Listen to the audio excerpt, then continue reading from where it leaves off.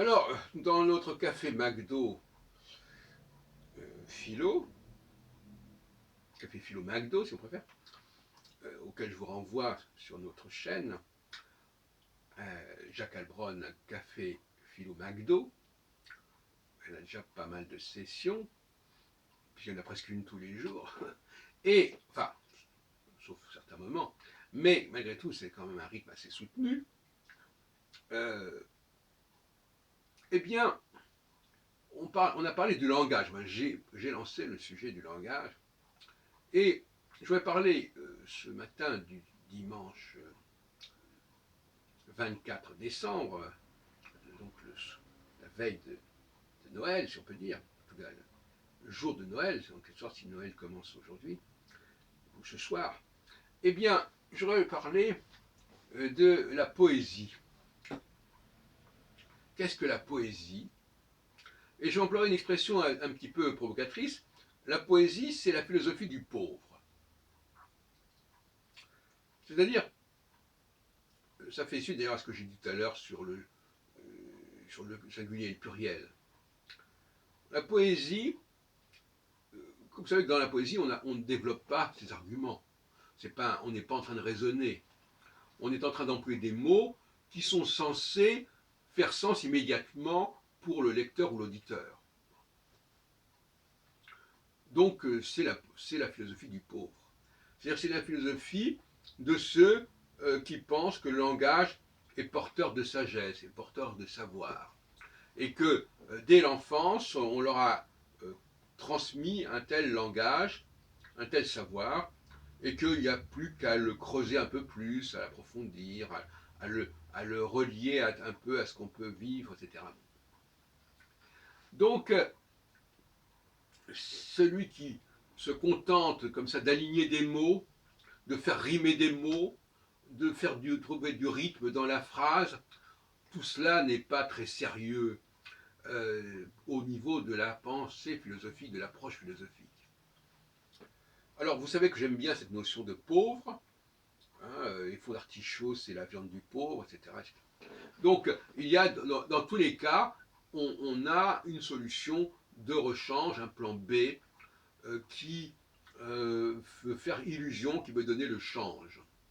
Bon, la poésie, et d'ailleurs, entre parenthèses, les femmes sont beaucoup plus douées pour ce qui est littéraire que pour ce qui est philosophique.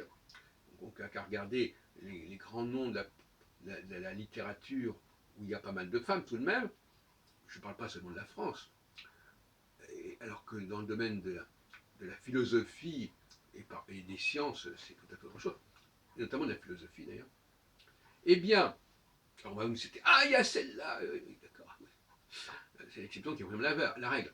Et donc,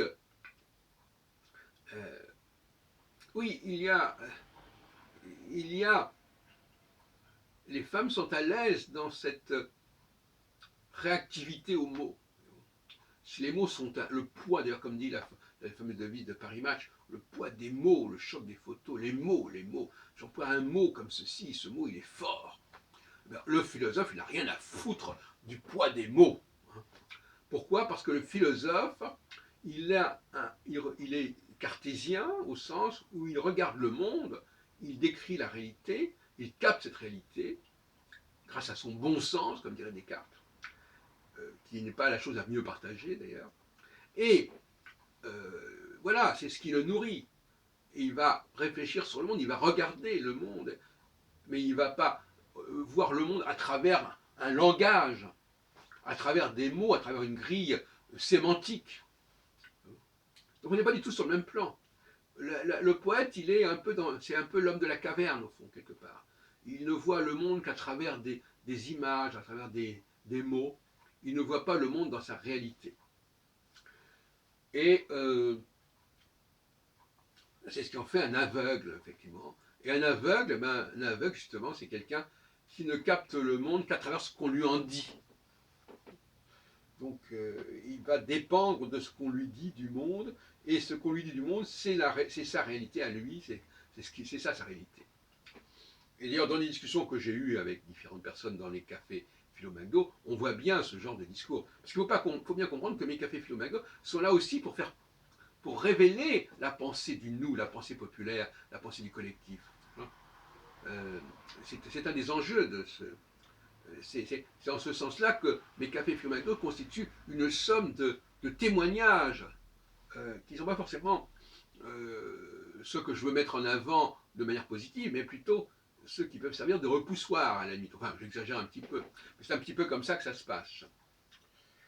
Et nous avons justement une tradition dans certains cafés théo, philo, etc., avec Jean-Luc Berlet, d'avoir un poète, pour ne pas le nommer Gilles Roca, qui va à la fin de la réunion à laquelle il n'a généralement pas participé, ni de manière participer de manière très intelligente, de toute façon, il va nous sortir pendant quelques minutes une série comme ça de mots qu'il a entendus et qu'il aura agencés diversement, et sans forcément qu'on ait besoin de comprendre quoi que ce soit à ce qu'il dit, sinon la réactivité des mots. Et en ce moment-là, c'est une sorte de musique qui nous fait vibrer quelque part, mais qui n'est pas porteuse de sens au proprement parler.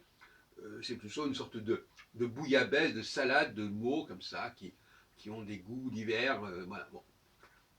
Ça vaut ce que ça vaut. Et c'est intéressant le contraste entre une rigueur intellectuelle de la discussion et cette espèce de soupe poétique qu'on nous sert à la fin, et qui me fait penser d'ailleurs à Nostradamus. Puisque moi-même, j'ai quand même consacré énormément de temps à la poésie de Nostradamus. Poésie, si on peut appeler ça de la poésie, enfin c'est quand même de la poésie, qu'on le veuille ou non. C'est rimé en tout cas, et il y a des pieds, et il y a des quatrains, etc. Bon, des centuries de quatrains, c'est-à-dire des groupes de 100 quatrains, il y a une dizaine de groupes de 100 quatrains, par exemple, passons sur les détails. Et par conséquent, on sait maintenant que ces quatrains ont été extraits, en fait, de manière tout à fait fantaisiste, de la prose de Nostradamus. Nostradamus, dans ses almanachs et ses pronostications, il est en prose. Et ces almanachs sont eux-mêmes accompagnés, non pas des quatrains des centuries, mais des quatrains qui sont postérieurs, et qui ne sont même pas de lui d'ailleurs réellement. Enfin, c'est un autre problème encore, mais ces almanachs comportaient aussi une douzaine de quatrains. Et ces douzaines de quatrains étaient inspirés, étaient nourris par la prose de Nostradamus quand il faisait ses pronostics.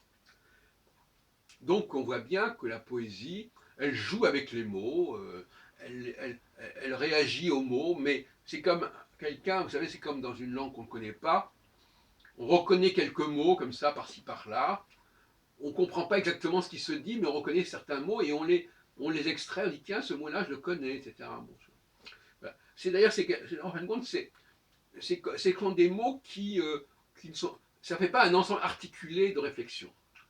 C'est une juxtaposition de mots qui vont vibrer, qui vont faire vibrer notre psychisme, notre affect, et qui correspond véritablement à ce nous dont je parlais tout à l'heure, c'est-à-dire ce nous où l'on a l'habitude de penser que tel mot a tel effet positif ou négatif. C'est très manichéen le langage. Il y a des mots qu'on ne supporte pas, il y a des mots qu'on ne veut pas employer, il y a des mots qui ne veulent pas dire ce qu'on veut leur faire dire, etc. Il y a toute une discussion entre les gens de la basse classe, si vous voulez, intellectuelle, où ils disent ah oui, ce mot-là, voilà, il veut dire ça, on est dans le dictionnaire. Or le dictionnaire, même s'il y a un dictionnaire de la philosophie, le dictionnaire, c'est pas la référence du philosophe, que je sache.